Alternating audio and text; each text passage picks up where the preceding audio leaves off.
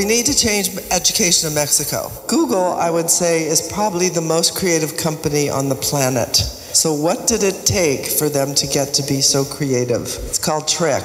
Trust. They hire somebody they like, they trust them, they respect them, they give them independence, allow them to collaborate, and treat them with kindness. If you make a mistake, all you have to do is start again. It's the same thing in the classroom. My students don't do the work properly, they don't get an F. Just redo it till you get it right.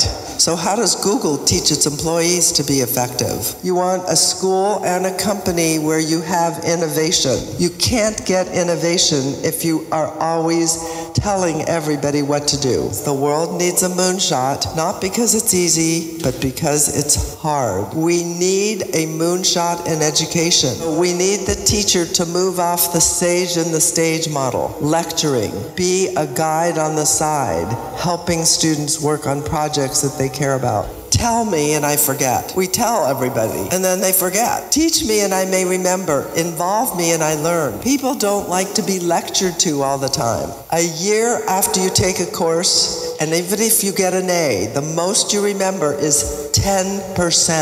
Collaborative project-based learning is the most effective. That's what you do in business. Google for Education provides all these free apps for schools. We've tried to get these into the schools in Baja California, but the teachers are reluctant to do it. That's because they still want to be in the old model. Whatever we can do to convince the teachers in Baja California to change, that would be a big deal, and I'd be happy to help. The goal is really to change what teachers think. Students need real-world projects. They start things when they're 20 or even 15. The goal is not to figure out how much money you can make. The goal is how can you help the world? These are the 4 most important skills. Collaboration. If you sit in a classroom, do you collaborate? No.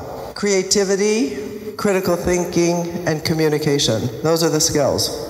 This is what employers get from the school system that we have going today. People who just say yes, yes. So this is how learning happens. Peer-to-peer relationships and a relationship with the teacher also.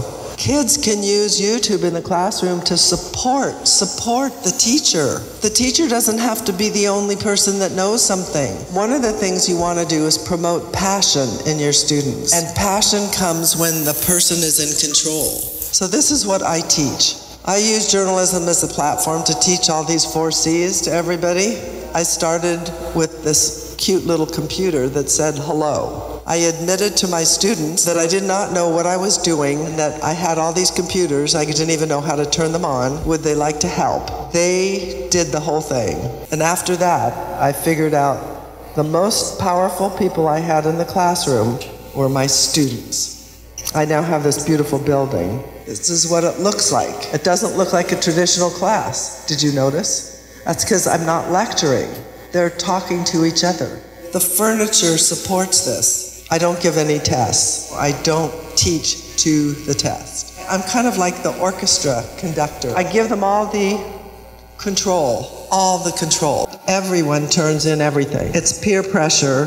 So I use Google Docs because they get to share it with each other, and then they get to correct each other's stuff. Teachers everywhere can do that. You want your students to pursue what they want to do in life, not what you want them to do. Lisa Brennan Jobs, Steve Jobs' daughter, was my student.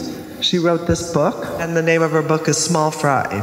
He's my most famous student, James Franco. She showed me I could take my dreams as seriously as I wanted.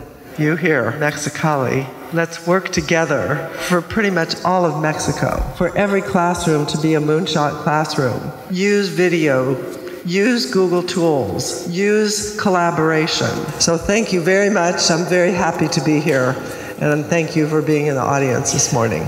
Okay.